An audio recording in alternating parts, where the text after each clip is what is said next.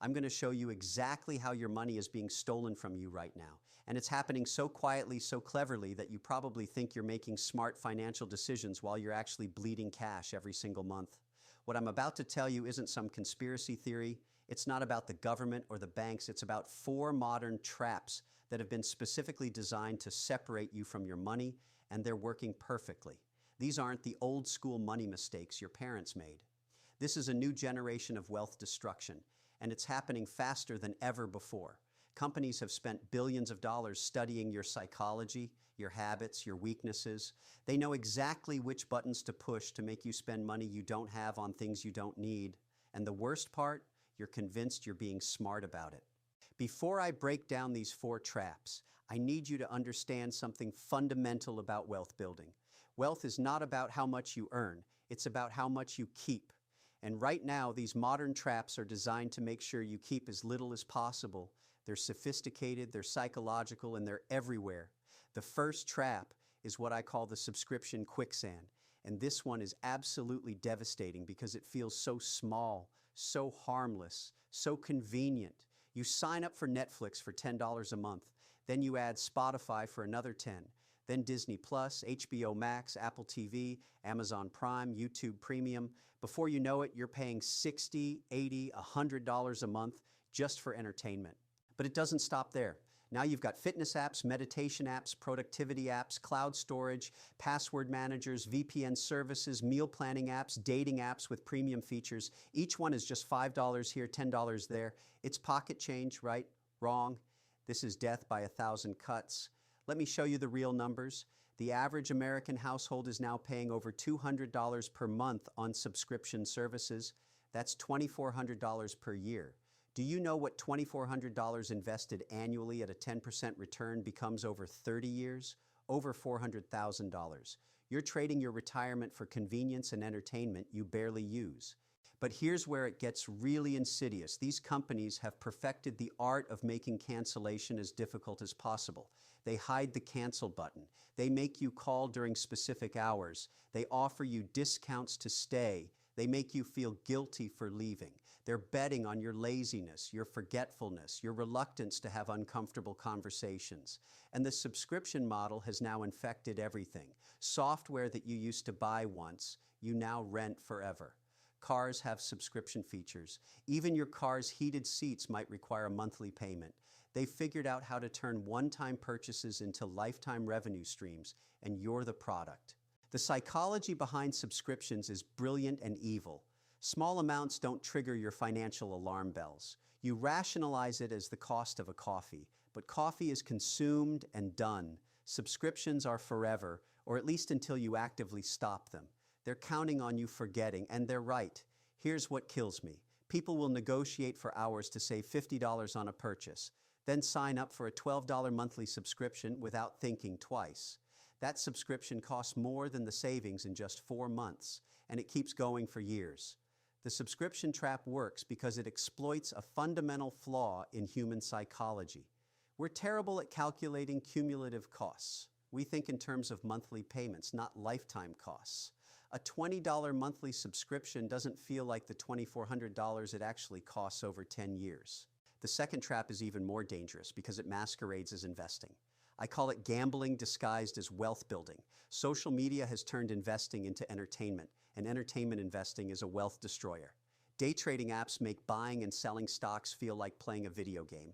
Colorful interfaces, instant gratification, push notifications celebrating your wins while quietly ignoring your losses. They've gamified losing money. These apps are designed by behavioral psychologists who understand exactly how to trigger your brain's reward systems. Then you have the cryptocurrency casino, people throwing money at meme coins because someone on TikTok said it's going to the moon. Newsflash. If you're getting investment advice from TikTok, you're not investing, you're gambling. And the house always wins in gambling. The numbers are devastating. Studies show that the average day trader loses money. Not breaks even, loses money. Over 80% of day traders lose their entire account within 2 years. But the apps don't tell you that. They show you success stories. They show you the one guy who turned $1,000 into $1 million, not the 10,000 guys who lost everything. Options trading has become the new lottery ticket. People buying call options with no understanding of time decay or volatility. They see someone post a screenshot of turning $500 into $50,000 and think that's normal. What they don't see are the hundreds of screenshots of accounts going to zero. The psychological manipulation is sophisticated. These platforms use variable reward schedules, the same technique used in slot machines. Sometimes you win, usually you lose, but the occasional win keeps you hooked.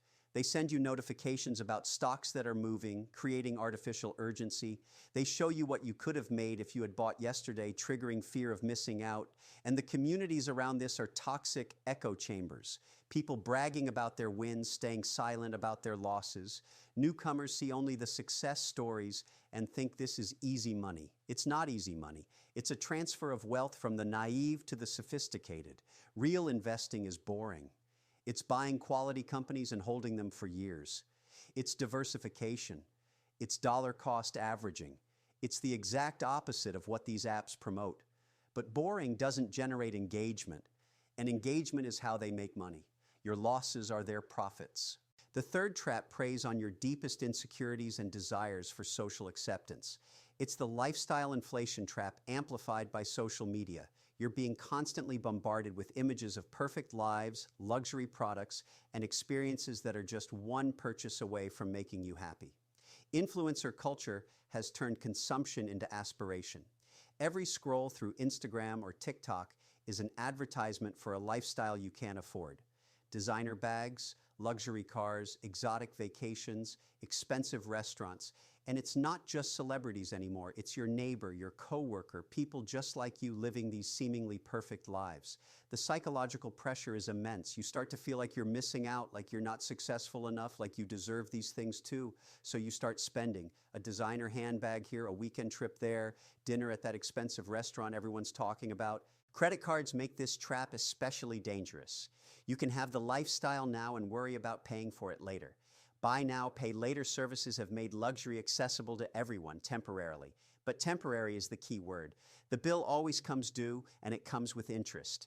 The average American credit card debt is over $6,000. At typical credit card interest rates of 18 to 24%, that debt becomes a wealth-destroying machine. You're paying hundreds of dollars in interest every year just to maintain a lifestyle you can't afford. But it's not just the debt, it's the opportunity cost. Every dollar spent on lifestyle inflation is a dollar not invested in your future. Every expensive dinner is money not growing in the stock market. Every designer purchase is wealth you'll never build. Social media has created a culture where experiences are purchased for the purpose of sharing them. People don't go to expensive restaurants because they love food. They go because they need content for their Instagram story. They don't buy luxury items because they need them. They buy them because they need to signal their success to others. This is particularly dangerous for young people starting their careers. Instead of living below their means and building wealth, they're trying to keep up with an artificial lifestyle created by social media algorithms and marketing departments. They're choosing appearance over substance, image over reality. The companies selling these products know exactly what they're doing. They study social media trends. They pay influencers to create artificial demand. They manufacture scarcity and urgency. Limited time offers, flash sales, only a few items left in stock. It's all psychological manipulation designed to bypass your rational decision-making process. The fourth trap is perhaps the most insidious because it's disguised as responsible financial behavior. It's the credit card points and rewards game, and it's turning smart people into spending addicts. Credit card companies spend billions on marketing to convince you that using their cards makes you money. Cashback, travel points, bonus categories, sign-up bonuses. They make you feel like you're gaming the system while they're actually gaming you. Here's the reality. Credit card companies are not charities. They don't give you rewards out of the goodness of their hearts. Every reward you earn is funded by someone else's mistakes. Late fees, interest payments, over-limit fees. You're benefiting from other people's financial misery. But more importantly, rewards programs are designed to increase spending. Studies show that people spend 12 to 18% more when using credit cards compared to cash. The psychological friction of handing over physical money is removed. Swiping a card or tapping your phone doesn't feel like spending real money. The points game becomes addictive. People start making purchasing decisions based on earning points rather than need. They apply for multiple credit cards to hit spending bonuses. They buy things they don't need because they're in a bonus category. They convince themselves that earning 2% cash back justifies unnecessary purchases. Travel rewards are especially dangerous. People spend thousands of dollars to earn enough points for a free trip, but the trip isn't free. It costs whatever you had to spend to earn those points. And usually you could have just bought the trip for less than what you spent earning the points. The credit card companies have turned spending into a game, and they've made sure the house always wins. They give you just enough rewards to feel like you're winning, while ensuring their profits dwarf anything they give back to you. The most dangerous part is how these programs encourage lifestyle creep. You start optimizing your spending for rewards. You get a card that gives bonus points on dining, so you eat out more.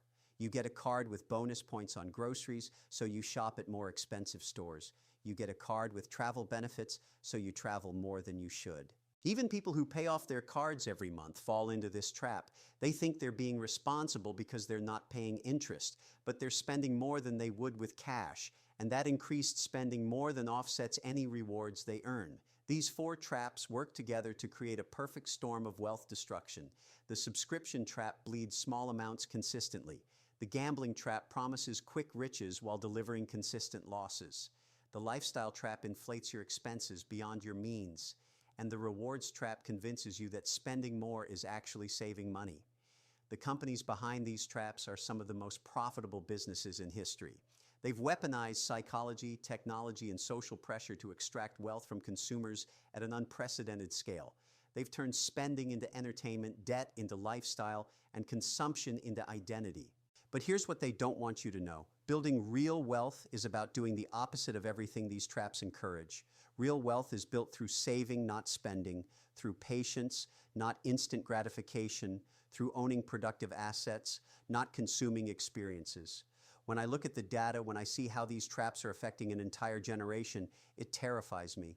We're creating a society of consumers instead of wealth builders. People are choosing lifestyle over substance, appearance over reality, immediate pleasure over long-term security.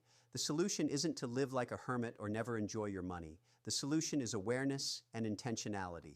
Every dollar you spend should be a conscious choice, not an automatic response to psychological manipulation. Start by auditing every subscription you have.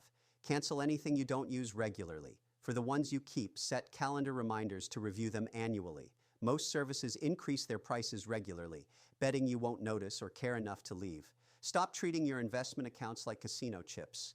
If you want to gamble, go to Vegas and be honest about it. But keep your gambling money separate from your wealth-building money. Invest in diversified, low-cost index funds and let time do the work. Unfollow social media accounts that make you feel inadequate or trigger spending urges. Curate your feed to show you content that aligns with your values and goals, not your insecurities and desires. And please, please stop optimizing your life around credit card rewards. Use cash when possible. When you do use credit cards, pay them off immediately. Never spend money just to earn points. The points are not worth more than your financial freedom. The wealth gap in this country is widening not because the rich are getting richer through some secret knowledge. It's because the marketing machines have become so sophisticated at extracting wealth from everyone else. They've turned consumption into an art form and convinced people that spending is a form of investment. You have a choice. You can be a victim of these systems, or you can recognize them for what they are and opt out. You can choose intentional spending over mindless consumption. You can choose long-term wealth over short-term pleasure. You can choose financial freedom over financial bondage. The companies profiting from these traps are counting on your ignorance, your impulses, and your desire to fit in. Don't give them what they want. Build wealth instead of funding their profits. Own assets instead of consuming experiences. Think long-term instead of living for today. Your future self will thank you for making these hard choices today, because in 10, 20, 30 years, the people who avoided these traps will be wealthy and free, and the people who fell for them will still be working, still be in debt, still be wondering why they can never get ahead despite earning good money. The choice is yours, but choose quickly, because every day you wait is another day these traps are working against you, and time is the one resource you can never get back.